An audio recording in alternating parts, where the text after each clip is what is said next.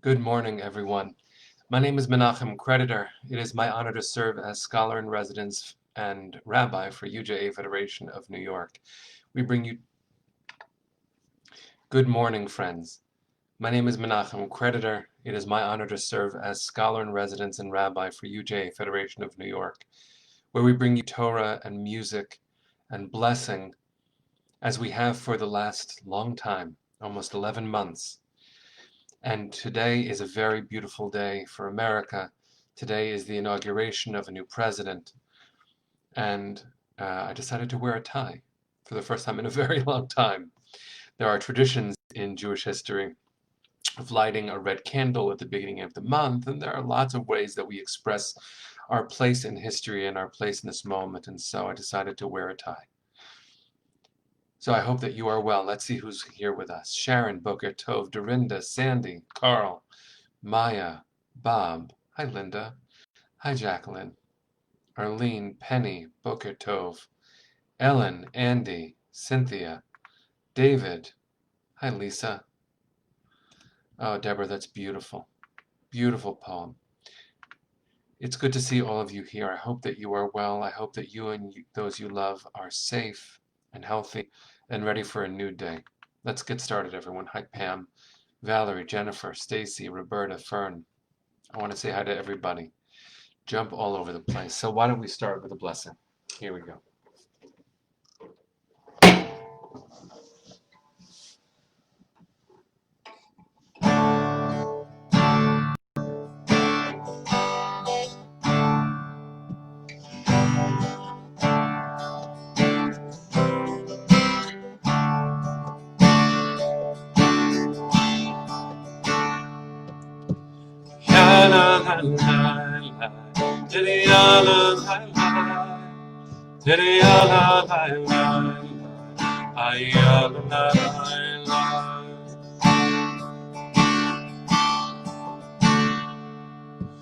Baruch atah Adonai Eloheinu melech haolam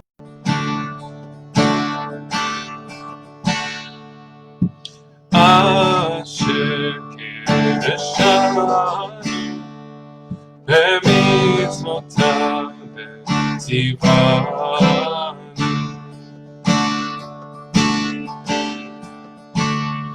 לעסוק בדברי תורה, לעסוק בדברי תורה, הפוך בה והפוך בה, לעסוק בדברי תורה. Lidia la la la, Lidia la la la, Lidia la la la, Lidia la la la.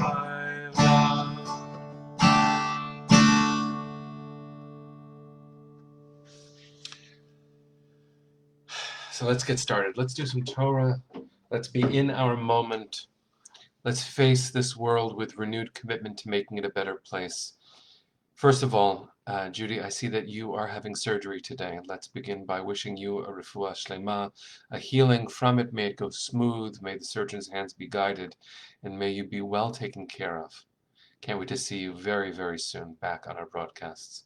To Susan and Debbie and Heather, Stanley, Andy, Sharon, it is so good for us all to be together. If I haven't said your name, please know that you are definitely right in the middle of my heart. It is so good for all of us to be present together and to mark a moment that could be described, if we were careless, as one of simple, transitions. Clearly, the world understands that this is not one of those moments.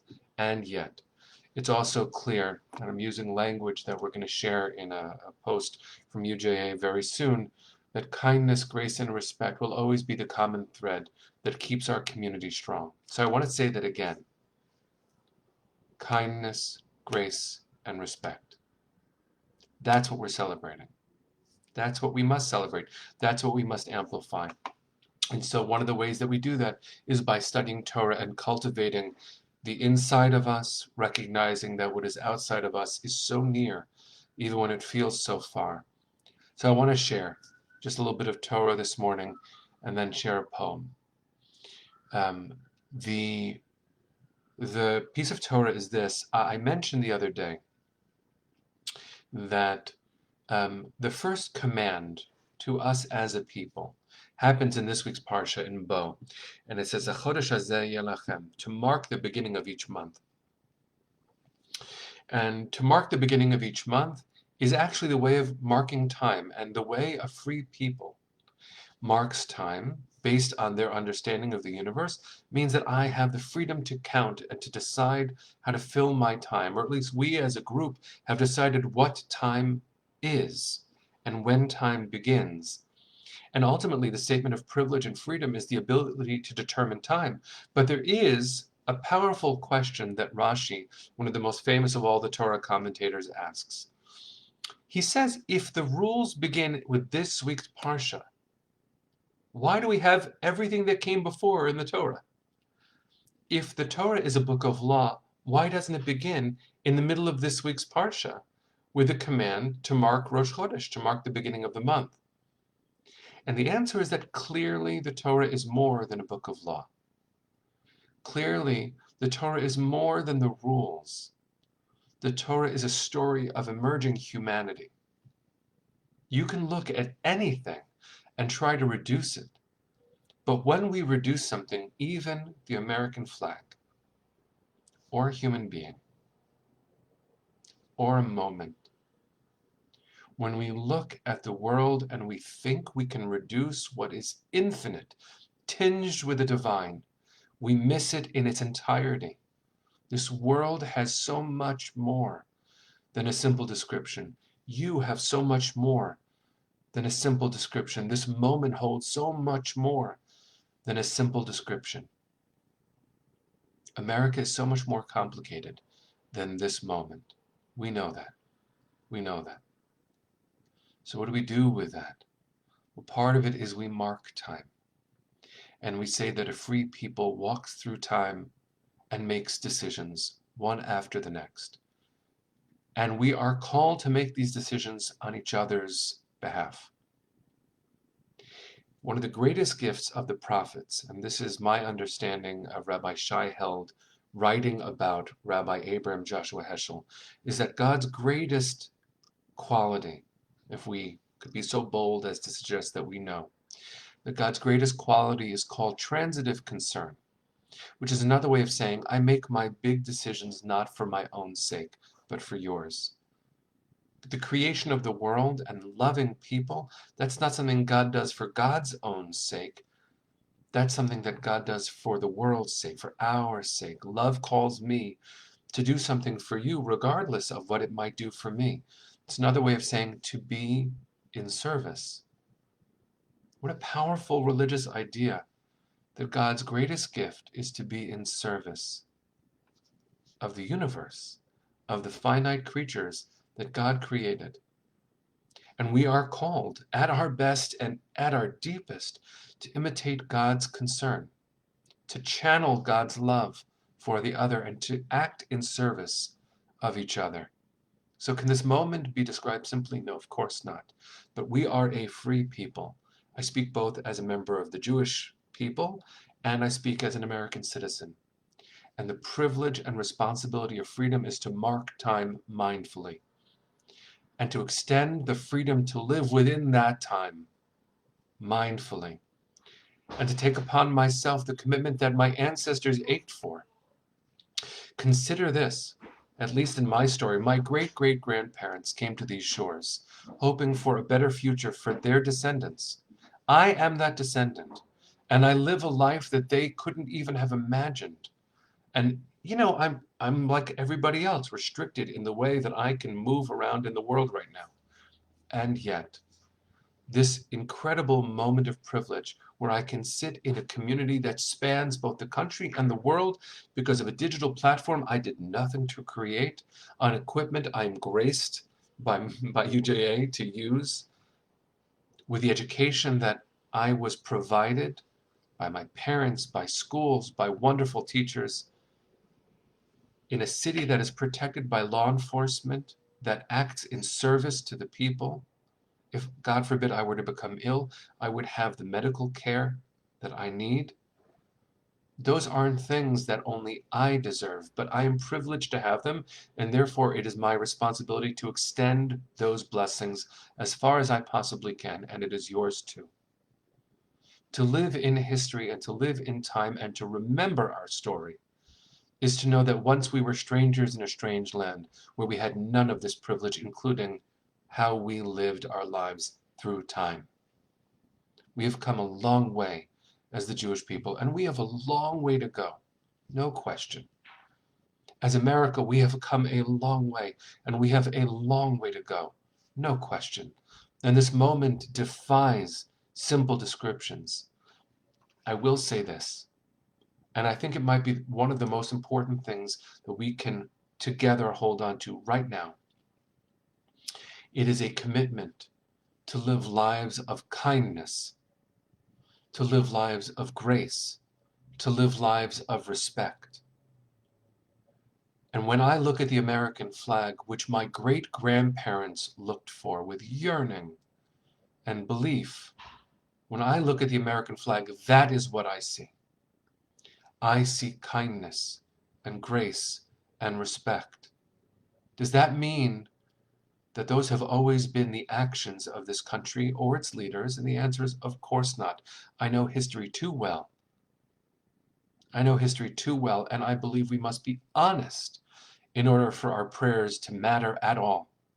And so I will learn, and I will share with you as well as I can the parts of history that we wish we wouldn't have to face, either in the past or in the immediate, but that we are called to confront with bravery and courage and integrity and vulnerability, so that the flag can remember itself through us. I don't believe that God has one chosen place or another, but this is an opportunity to live up to ideals in a free and democratic society. Today is one of the days where we reaffirm that commitment. I want to share the words, and I don't think I'll get through them without crying, but they're a poem, and that means they're words that are meant to embody so much more. They're not simple. They were recited in 1993 by the poet Maya Angelou.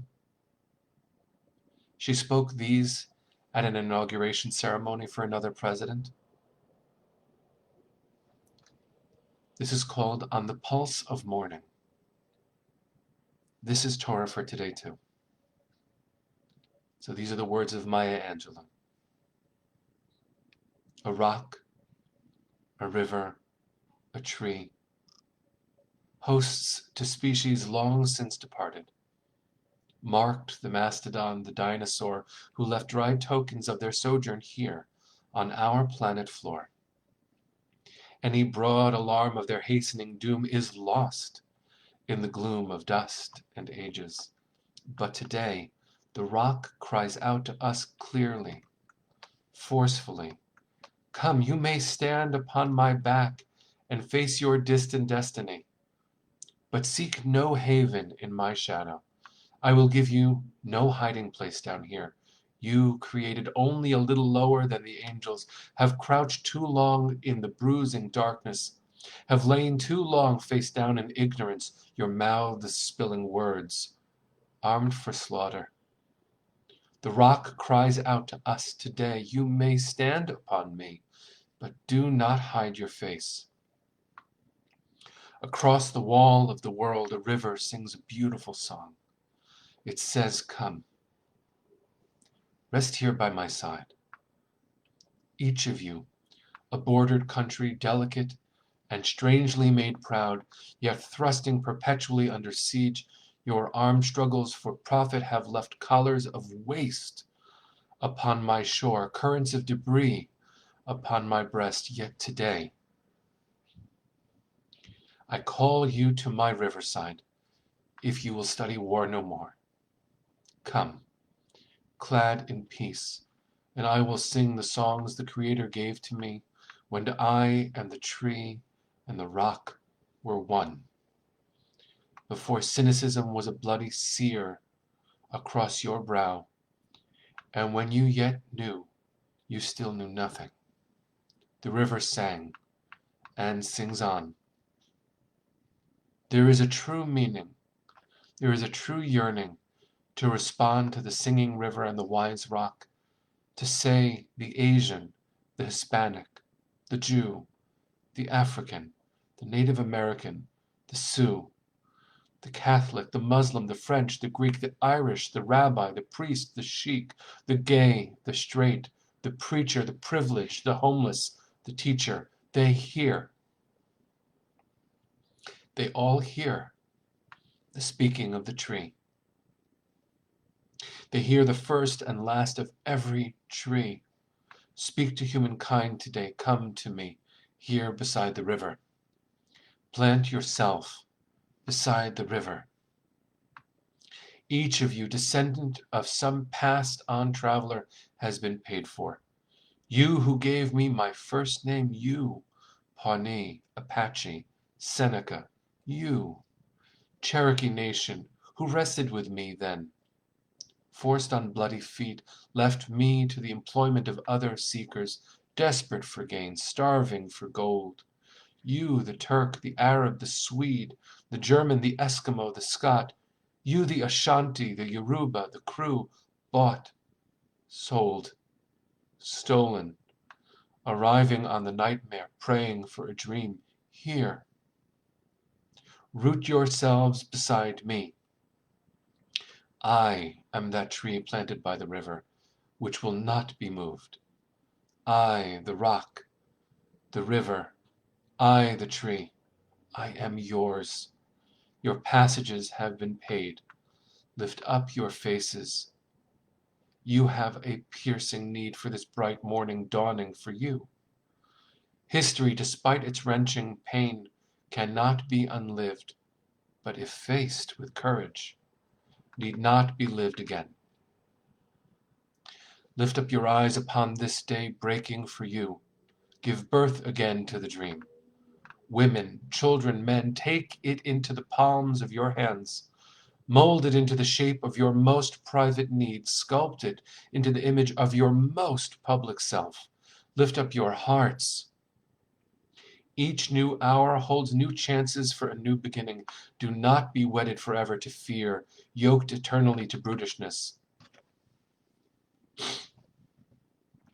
The horizon leans forward, offering you space to place new steps of change. Here on the pulse of this fine day, you may have the courage to look up and out and upon me, the rock, the river, the tree, your country, no less to Midas than the mendicant, no less to you now than the mastodon then. Here on the pulse of this new day, you may have the grace to look up and out and into your sister's eyes and into your brother's face, your country, and say simply, very simply, with hope, good morning.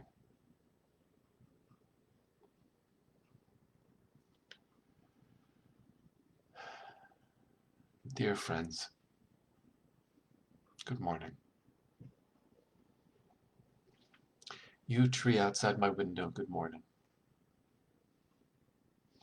You sweet people all over the place, good morning. May today be a safe day. May we renew our commitment to each other's health and well-being. May we be present with each other, present. May we look at each other's eyes and each other's faces with respect and kindness and grace. May God bless the United States of America with a better tomorrow, starting today. Bless you all, friends. We'll see you tomorrow morning at 9 o'clock. Maybe I'll wear a tie then too. See you then. Take care, everyone.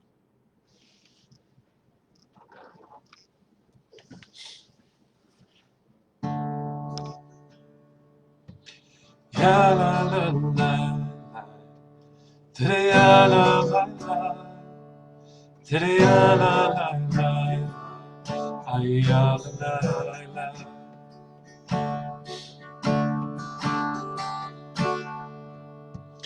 Ya-la-la-la-la. Tiddy-ya-la-la-la. Tiddy-ya-la-la-la. Ay-ya-la-la-la. Till tomorrow morning, take care, everyone. See you soon.